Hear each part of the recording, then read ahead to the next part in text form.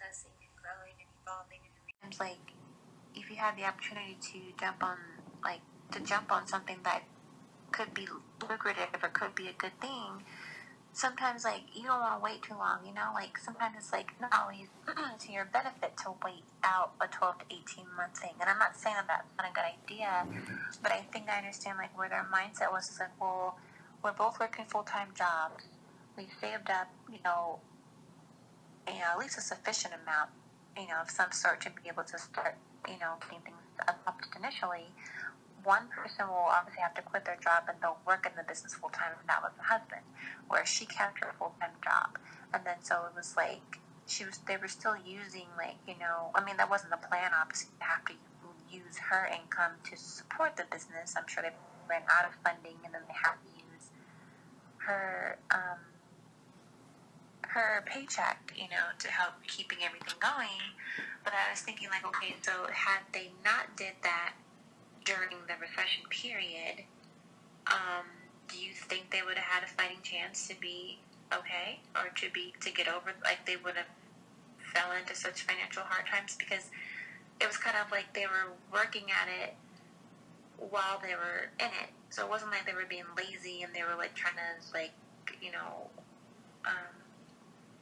not do anything, like not pursue their goal and dreams, but they maybe because they had that spark of inspiration, or they felt it was a good opportunity, or maybe like it was like I'm gonna say once in a lifetime, I don't like to say that, but like maybe it was just like a really good deal, like with the lease, like sometimes there's just really good opportunities that you don't necessarily want to just pass up because you may not be in a position, because you know how that saying is like timing's never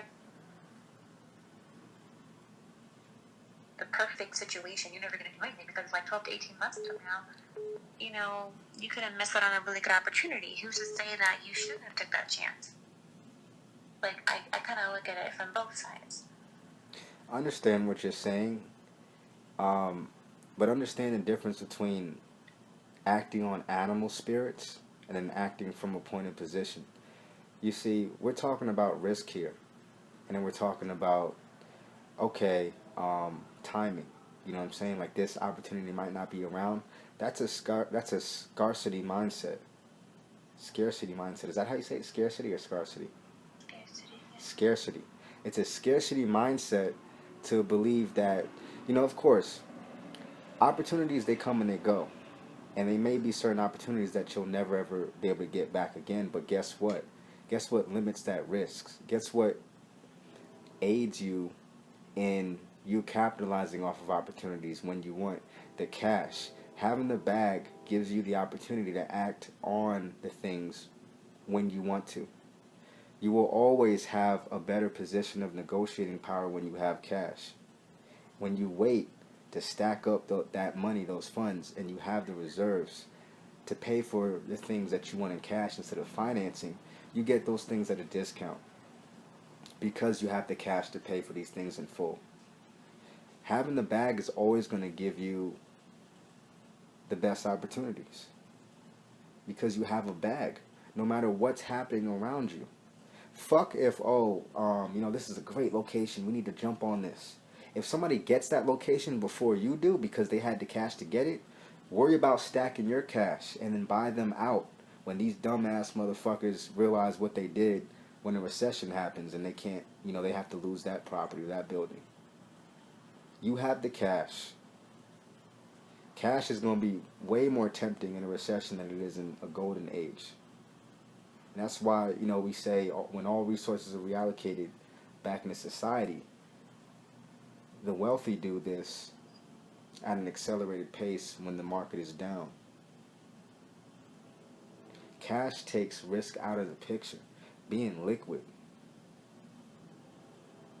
You have to understand, like, a recession is the worst thing that can happen to someone who doesn't have money, and the best thing to happen to someone that does have money and knows what to do with it. So with the bag, there's no such thing as a missed opportunity. The cash, simply being ready to capitalize, gives you an infinite number of choices and options and opportunities. So my recommendation is stack it up before you start this thing, before you try to scale it, before you try to get creative with it, have the funds to support that creativity. And the goal is to last, not to be first. I think I got that from you. So that's what I got to say about that. Let's get to a bag out here for real. I'm not fucking playing with these motherfuckers. That shit from Queen of Versailles, that shit motivated me because the people that don't know what to do with their money, they can look successful, they can own these buildings, they can have all the assets in the world, but when they don't know what to do with their money, guess what I'm gonna do? I'm gonna take it because I know what to do with it. I don't remember. It's been a while since I watched the film. Do you remember how he initially had his money or earned his money or came into his money? He never talked about that. Okay. So he probably already came for a bag or somehow found some kind of job or had some other businesses, but they basically started the story off about him encountering some sales dude that came up to him because he owns some land. Yeah, right? because he owned some land, but they never went into detail how he got that land. And they never go into detail about those things. They just started off with. But the things that are important to me is how did you originally get this shit? And how are you keeping it? Those are the two questions I always ask. Like, okay, how did you get it and how are you retaining it? Because how you got it, you could have you get the money one of three ways. They didn't talk about, that's my first question. And then also, they didn't really go into much detail when he first initially started the company, right? Like, just because you own land doesn't mean you can start a timeshare company. Like, he had to get money to build the buildings and buy other whatever. But they didn't really go into detail about that either, did they? They didn't really go into detail about that shit. Okay. They just said that, this guy came to him with an idea and they put their minds together. So he must have had, what? He probably had investors and he probably had his own cash as well.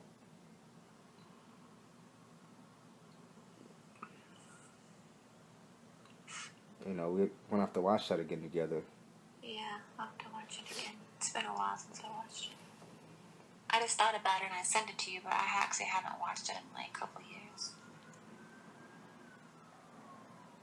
Something about our conversation, I think, made me think about it. I thought it would be good. You might be interested in watching it. Just like this one here. Oh, you like this conversation? No idea. What you like about it?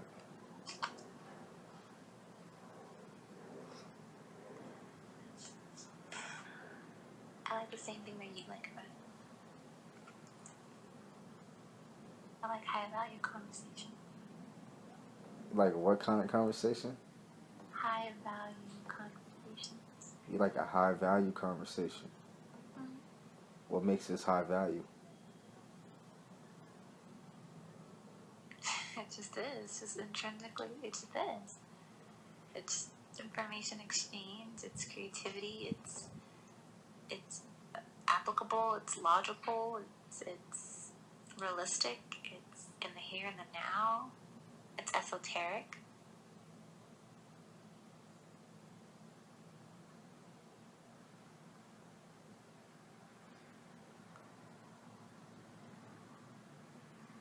It's universal. It's like hidden in plain sight. I could go on. It's high value.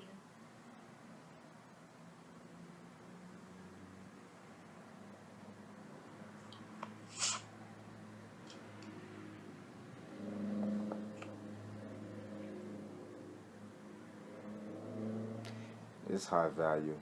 And these types of conversations are only going to take us higher. Customer always pays for shipping.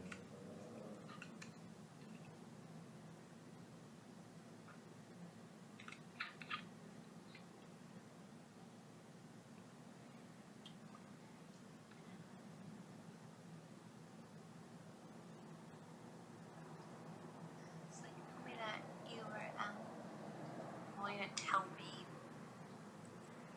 directly, but we were talking about a couple other things at one point, and you had mentioned that you were potentially looking into like getting into franchising. Yeah, I am. What other things are you interested in? I If you am. don't mind me asking. Oh, nah. Um, I am. Are you just talking about investments or anything? Yeah, because anything we get in investments. Um,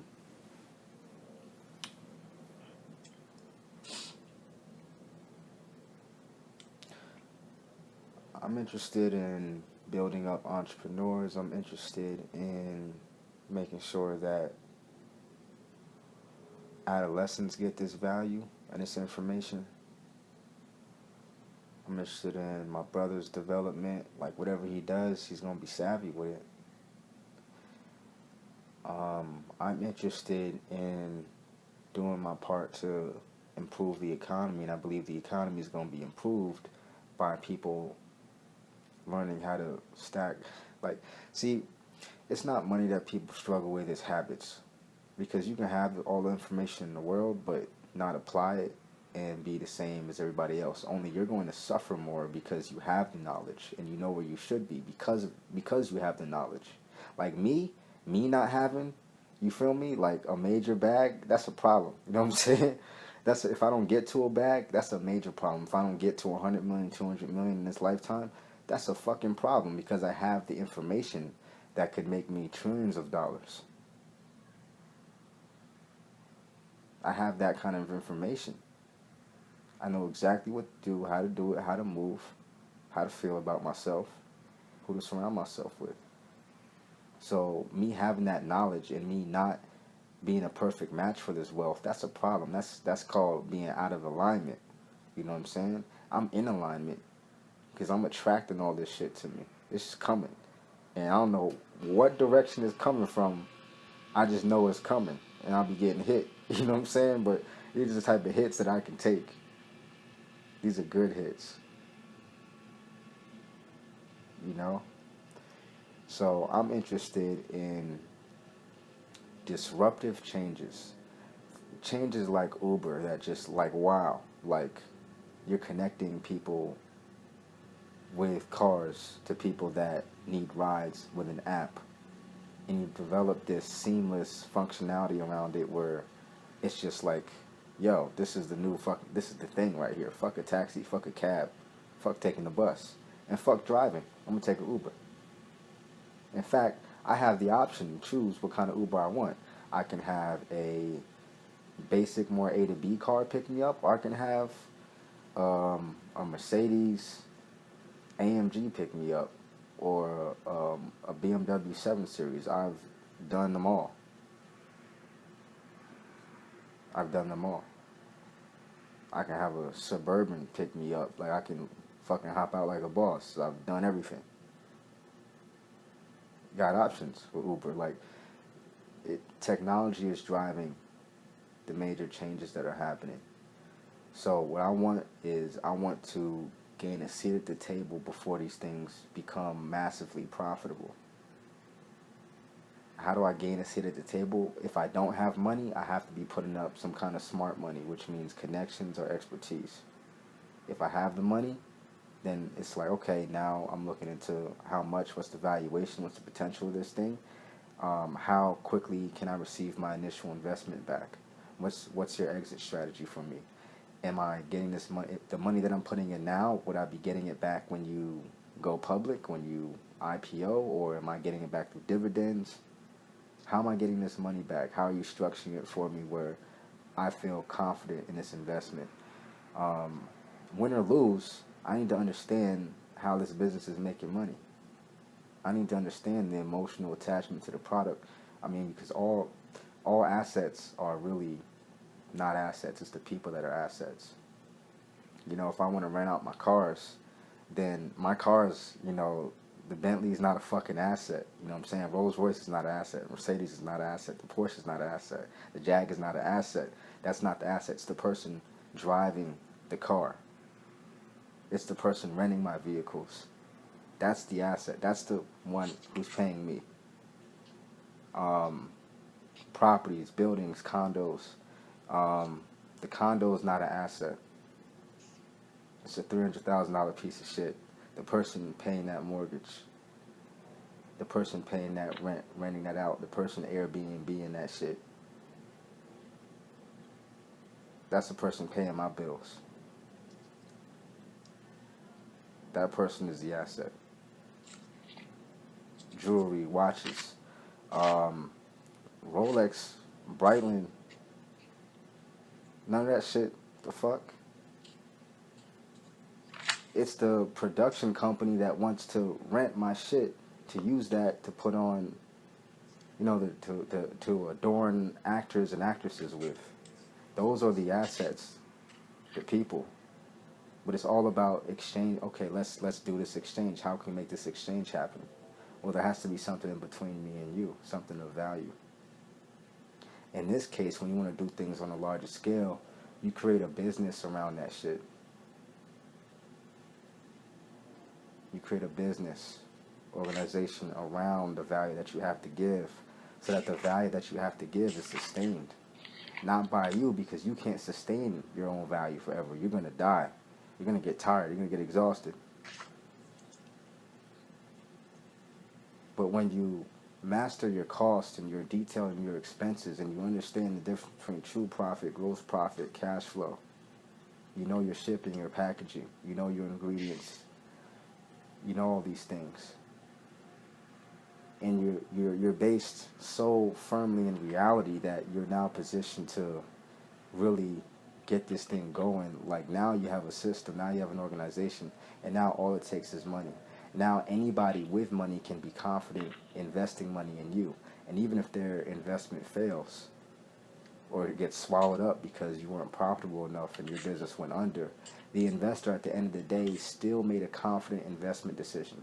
Yes, it's unfortunate that they lost money, but they don't mind it as much because they made this investment because they were investing from a position of confidence. So win or lose, they knew why they won or lost. Because they understood your systems. Because your systems were so clearly explained and detailed. And because they liked you. I'm not investing in shit if you don't know your true profit. Because that's scary to me. That means that's lose-lose for me.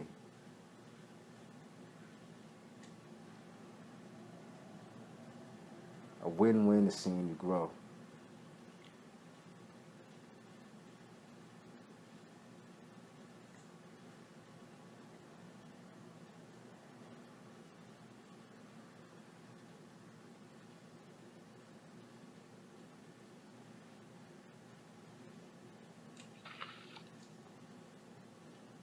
Hey Trump, it's Westgate. You know I own that building in Vegas. It's not making any money. This fucking white folks crack me up.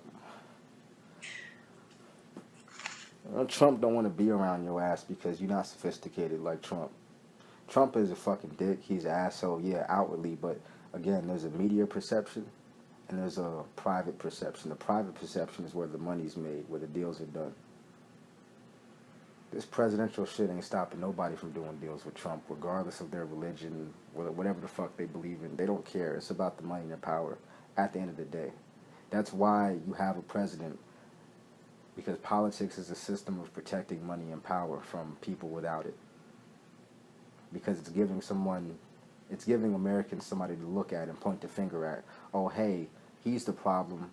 He's why our country is like this. He's why this. He's why that. Because people are stupid. They never point the finger at themselves. I know if I'm fucked up, it's my fault. Mostly my fault. Yeah, somebody could have something to do with me being fucked up, but if I stay fucked up, that's my fault. That means when I'm on, it's my fault. That means when I'm doing well, it's my fault. That means when I'm fucking balling on your ass, it's my fault. That's my fault too. But nobody wants to. You feel me? When you balling, when you up, they want to say, oh, if you didn't, you didn't meet that guy. If he didn't do this for you, nah, motherfucker, I did this for me. Because if I was fucked up, you would be pointing the finger at me. But when I'm winning, when I'm on top, you want to point the finger at somebody else and say, this is, my success is because somebody else did. Nah, motherfucker, you got me fucked up, bro. Straight up. So I don't hang around y'all motherfuckers.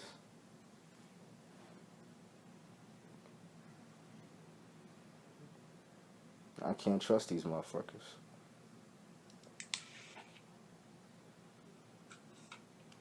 Yeah, definitely commercial real estate is definitely something I'm interested in getting into. Definitely like 2019 when I'm like fucking super liquid, you know what I'm saying? And I got the money coming in where I can put down 400,000 on a property and make like 25% off that a year, so make 100 grand a year off that 400,000. Double my money every 4 years. Forced appreciation, so I'm making extra cash flow. I'm getting paychecks every 3 months in the form of dividends. Um, Keeping the tenants happy. Tenants are properly screened.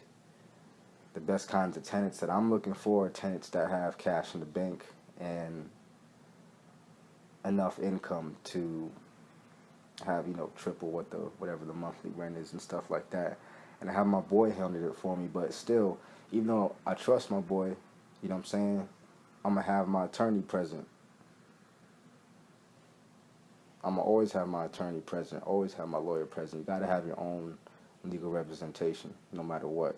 I don't care if y'all been doing business for 20 to give a fuck, you know what I'm saying? Friends are friends, business is business. It's a pleasure to do business with friends. But sometimes because of that, that can be a disadvantage too. Because motherfuckers get comfortable. Can't afford no slip ups. And in fact, if we're going to protect our friendships, then we need to protect ourselves legally. Because my friendship is what matters the most to you. So if my friendship matters the most to you, why would I let a fucking business deal get in the way of our friendship? Or money get in the way of our friendship? In order to prevent that shit from happening in the first place, I'm lawyering up on your ass, motherfucker. I am lawyering up because I value our friendship that much. Where I don't want no kind of money or none of that. You know what I'm saying? I'm creating win-wins for my motherfucking teams. And I'm not fucking playing out here. I want equity in the profitable outcome. I want disruptive changes. I want to be in those boardrooms. You talking about investing in some penny stocks, motherfucker? I want to meet the founders of the company. I don't want to invest in no fucking stocks without knowing the CEO personally. Why would I do that? Apple, Google, Netflix, Amazon, these are Facebook. You missed the opportunity. There's no opportunity there. It's a very limited opportunity. Yeah, they're blue chips. Yeah, they're strong, robust companies, and eventually soon, when they get replaced, they won't be. Actually, the goal is to get so big to where when you have the newcomers and like the young bloods, like Instagram pop up, you got enough money to buy them out. You buy your competition. You own your competition. There is no competition.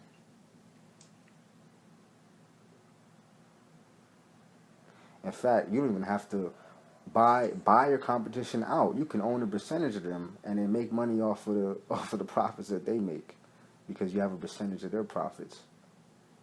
So you still own them. You just don't own the whole thing. Like there's so many ways to do this, but you have to have that bag and you have to have the expertise. You have to know what to do with it. So I'm getting to a point where I'm encountering people that have money, but they don't know what to do with their money. So I'm like, yo, I can't feel sorry for you because I come from the bottom. I don't come from shit. You know what I'm saying? So I'm going to have to take your bag because you don't know what the fuck to do with it. We're going to have to swap lifestyles. Yeah, it's going to be painful for you, but it's going to be even more painful for me having so much information and knowledge and value to offer the world and me not getting it.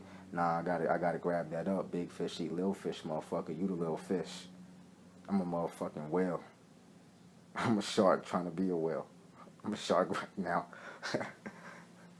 I'm an octopus. That's what the fuck I am. I got my hand in everything. I want the strip clubs. I want the franchises. I want the McDonald's. I want the things that people are like, well, those businesses are making society a horrible place. You're making society a worse place by not having a bag to put yourself in a position to create a business that's going to disrupt these businesses. You making society worse. So I got to get a bag just so I can contribute to you so that you can make society better. But I ain't going to contribute to you because you always talking shit. You feel me? Get with the fucking program. Let's fucking get this bag so we can do what we really want. Make the world a better place. But you want to fucking point the finger. Let's take their bag and put it in our hands. And then we'll do what's necessary. That's the plan. So the strip clubs, we don't have that popping. The commercial real estate have that popping. I'm talking I want multi-unit apartment buildings. I want 30 units, 50 units, 40 units, 200 units, 80 units, 16 units, 15-unit buildings. I want that rental income. I want that rent paying off the mortgage on those properties for me. And then after a certain number of years, pure fucking cash flow. Expenses are down like a motherfucker, and we collecting and we raising rent 3% every year. People don't fucking complain when they're not in position because it's like, oh, rent's going up every 3 years. Rent's going up every 3 years because the owners of these buildings want to maintain the buying power of their dollars. Inflation goes up 3% every year. You're talking about your salary, prices go up, salaries stay the same because you're not in position. When you're in position, inflation is on your side. When you own commercial real estate, inflation is working for you, not against you. But people that lack the knowledge always got something to fucking bitch about because they're not in position. I understand it is very painful with financial hardships because you're limited. I understand that. But the goal is, how do we unlimit ourselves? How do we become limitless? No one's asking that question. Everyone just complains. So therefore, I'm not fucking with a lot of people. They just gonna have to watch my YouTube videos. They just gonna have to listen to my masterminds. They just gonna have to get the value from you or somebody else that want to deal with their shit. But like you said, the less people know, the more stubbornly they know it. And I know so much, and I'm willing to listen to people until the conversation becomes like low value, which is usually in the first 2 minutes I experience of talking to somebody. It's always some low value shit. But I mean, from the energy that I am, I get the best out of every situation, no matter what. I get to the meat, I get to the facts. I let people know, hey, I appreciate you for putting me on to this. I appreciate you for putting me on to that. Even if it's some shit that I already know, because it's like, yo, cut the bullshit. I don't want to hear about no Kim Kardashians. I don't care about them. They got their bills paid. They living off their interests. I need to get in that position because I'm going to be doing a lot more than just taking selfies all day and doing makeup tutorials.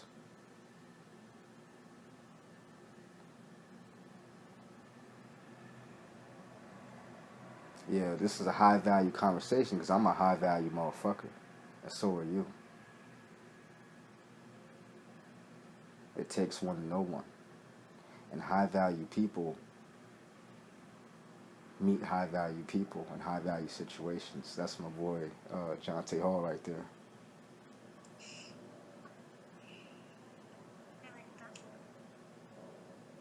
Say you like that again one more time.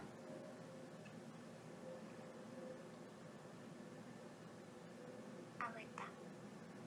I like that you like that.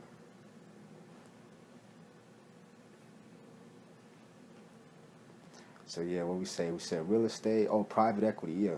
So when I say like disruptive changes, those are like the big changes, but also in the meantime, private equity, which is like, if I got equity within me, that'd be private equity.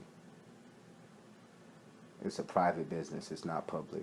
So private businesses, I'm big on that because the fastest way to get rich and the most efficient way to get rich is to like do what I'm intent on, is owning equity and profitable outcomes, yes. Disruptive changes, yes. Multiplying your money by 10 by 15, you know, in 5 years, 10 years.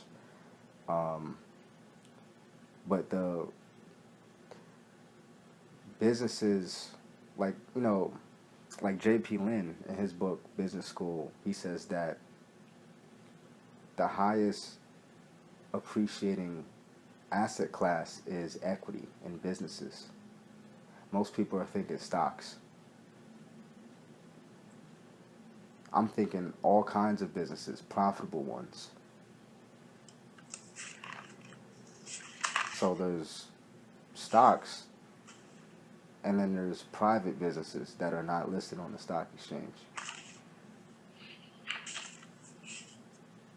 Now, when these businesses are underperforming, but they're performing, but they're underperforming, they're not performing as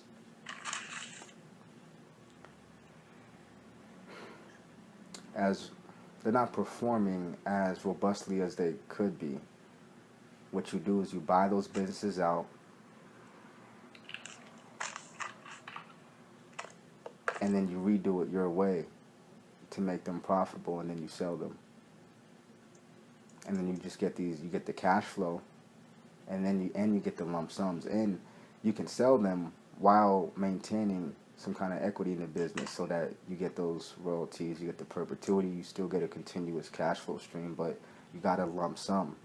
That's how you get wealth. And you asked me what I'm interested in. I'm overall just interested in being an investor, you know, and you can't be an investor with less than, you need a bag to be an investor. Yeah, I can invest, you know, 5, 10,000 shit and different things, but it's like, yo, I'm not an investor because I can't do this seriously.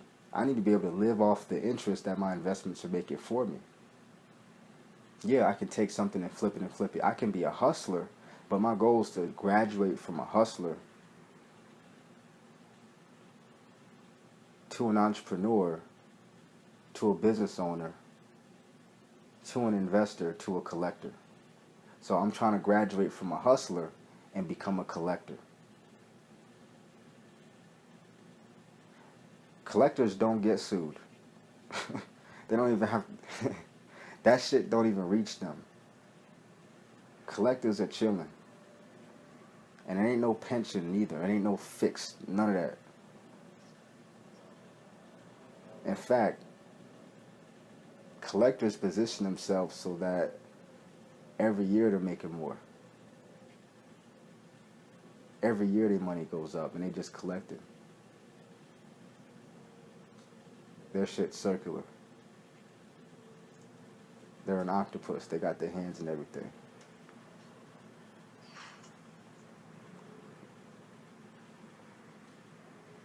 A hustler don't want to be a hustler forever. I had to be a hustler for a long time. Hustlers got to be slick with it. Hustlers got to take things by force. Hustlers got to scam. Hustlers got to be creative. Hustlers have to be cunning. Hustlers have to be clever. I'm tired of all that shit. I'm ready to exchange for everything I want.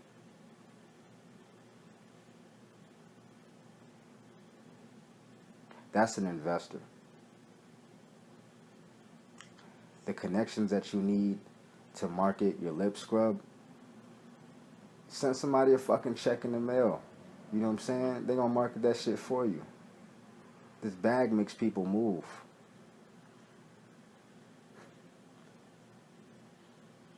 Whoever you look up to in life, they gonna move for a fucking bag.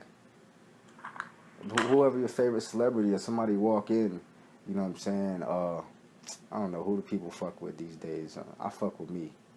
Who people fucking with? I don't know, Future. You know what I'm saying? Let's take Future or Drake or something, whatever. These motherfuckers walk in, everybody gasp. These motherfuckers are doing it for a check. Fuck you talking about, you starstruck?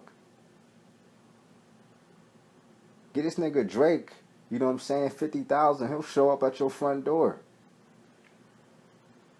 Yeah, I remember watching that TV show. It's like a documentary TV show called My Super Sweet 16. Have you heard of it? Super Sweet 16? Yeah, it's basically just like really rich kids, and they have like these super extravagant Sweet 16 parties. Like Lil Wayne's daughter was on there, and a couple other celebrities, but mostly it's like kind of like. Is it a new show? No, it's been on for a while. It's on MTV. How long? Let me Google that actually. Because I don't watch television. I don't watch it. You know, sometimes, you know, I still, you know, I ain't gonna lie. I still get embarrassed a little bit when people talk about, oh, did you see that show? And I'm just like, what are you talking about? Like, I'm totally out the conversation because. Oh, no, don't worry about it. You're missing nothing. It's not that important. It first debuted in 2005. Oh, okay. So, but yeah, like, basically they're just like these rich kids. Like, a lot of them come from like small towns, so they're kind of like big fish in like little pond type mentality. They just they have money or whatever. And I remember one of this episode, a girl, I forget where she was from, somewhere in like freaking Alabama or something, whatever. She wanted to have Beyonce sing and perform at her Super Sweet 16. And I remember her father, you know, because he had money, you know, getting in contact with, you know, her management company and what have you. And I think at the time, Beyonce was charging like $50K a show or something. So they were gonna, then she like changed her mind and she had someone else. But I remember that very topic when they were talking about who she wanted and they were going over pricing and stuff and everything. And she was like, you know, kind of being bratty, like, oh, that's my budget, and, well, how can I, you know, it's like that element of the show, but I remember them specifically saying that, like, they were going over the prices for each artist and how much each one charged for them to come perform at her party. And you just reminded me of that when you said that, what you said right now. Yes. They're doing it for this bag, you know, it just makes things easier. It makes deals get done faster. You go through a management company because the management company is responsible for screening people that don't have a bag versus people that do. So anybody can't just get in touch with Beyonce like that. That's all that's for. But if you got the bag, Beyonce coming to you. She want to maintain a connection with, because Jay-Z and Beyonce, that's a king and a queen. They elevated each other into that position. That takes a lot of shit that public don't see. We just see the music. We just see what they post on the gram. Well, if you follow them, I don't follow them. But I know who, you know, I know about them, I know of them. And I've been fortunate to be in networks with people that have certain information. And I know for a fact that Jay-Z and Beyonce pay people that have bigger bags than them to be around them. Like they pay to have dinner with people, you know, that are, you know, billionaires and other people with money that have a ridiculous amount of money, more so than Jay-Z and Beyonce do combined. So if Jay-Z and Beyonce are willing to pay $500,000 to $1 million just to meet Russian billionaires and different people that own different private industries and sectors, then what's that tell you? You trying to pay Beyonce $50K for a fucking show. Beyonce is trying to pay $1 million to meet a billionaire. She like, Jay, we got to meet this dude. You know, let's have dinner. You know, because power protects power. In order for power to sustain itself, it has to be surrounded by power. That's it. I don't want to meet you just because you're famous, because you sing. Where the bag at? It's all business. So that's why when you about your business, you're not on no fan shit. You're more likely to get shit done. And then after you get shit done, you can talk about, oh my God, your drunken love song. Oh my God, that was amazing. Surfboard. Surfboard. Oh. And when Jay-Z came on, he was like, if I do say so myself. Oh my God. You know, it's time to get information. It's time to get these bands information.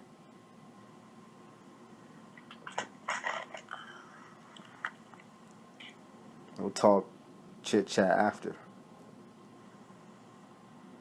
I'm telling you, like I'm not. This is like you said, like you live what you live. I live this shit. I'm not talking out my ass here. I've been through these fucking.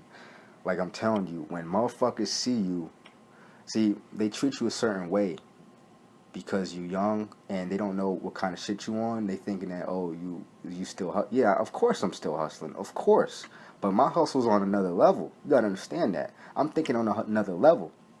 So they be surprised when you whip certain things out that are indicators. You know what I'm saying? I'm sitting around a bunch of motherfuckers, you know what I'm saying? And they some, they're in their 40s and 50s and they're businessmen and they have these businesses that they own and shit like that. So they're like, oh, I'm just, this dude's ambitious, let me give some advice, and they on some son me type shit, you know what I'm saying? Until they see me whip it out, you know what I'm saying?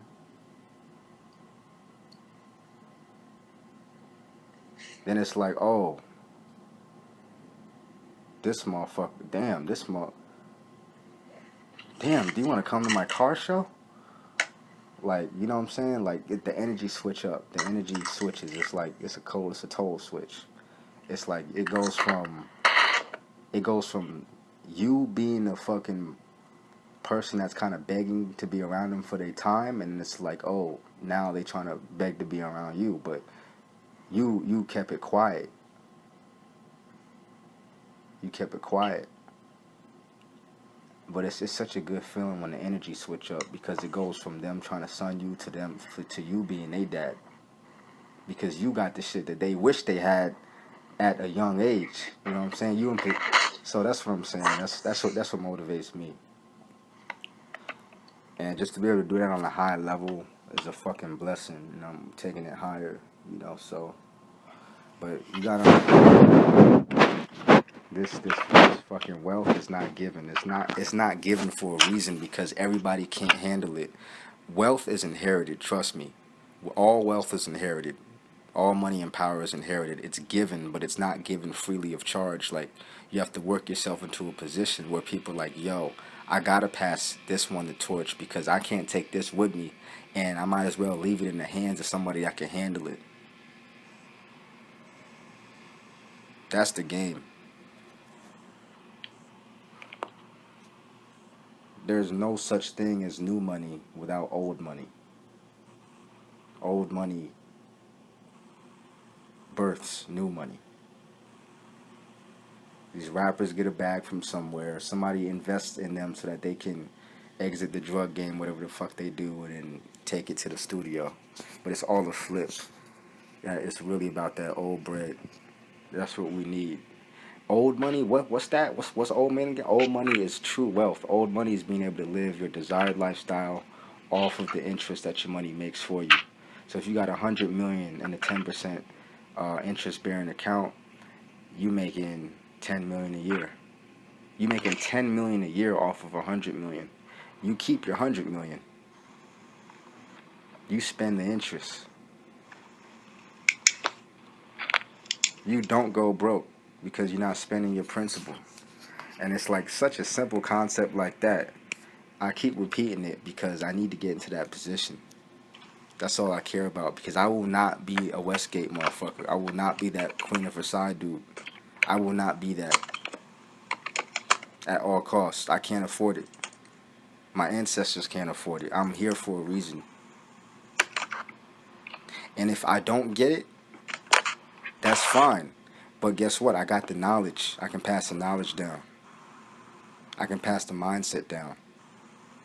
And if we had these mindsets, if I had this mindset 10 years ago, which is probably unrealistic because I'm only 23, but what kind of position would I be in today? What kind of position would my family be in today if they had the mindset? So, anyways, I'm getting tired of talking. I'm not talking no more. I'm ready to finish this documentary. If you down.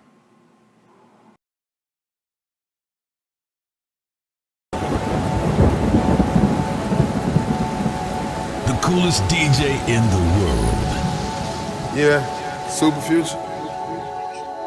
Feel that way. Yeah, you say what I'm saying? Drug dealers and strippers, they in my entourage. Drug dealers and strippers, they in to you, baby, no charge. Get that perk to you, no charge. I get prescriptions to you, no charge. We gon' have fun, baby, no charge. Yeah. I look inside your eyes, I see the same things I'm going through. Tryna take your heart away, you gotta be bulletproof. Trapping pen in harder ways, I can take a straight or two. All I do is gravitate, I'm on another pinnacle. I get in the trenches for this paper each and every day. I go make another hit and then go buy another race. Anytime you see me with some jewelry, got it custom made. Most of the time you see me out and cool, I'm busting down them bait. Drop top spider, that's in the entourage. Travel places, they look at you like an alien. Started off my first check, I bought some David Yerman.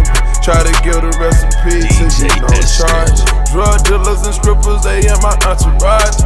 Drug dealers and strippers, they in my entourage. I'ma get them Zans to you, baby, no charge. Get that perk to you, no charge. I get prescriptions to you, no charge. I get prescriptions to you, no charge. We gon' have fun, baby, no charge. Yeah. Oh, yeah, well, I see why now, actually. Pretty cool.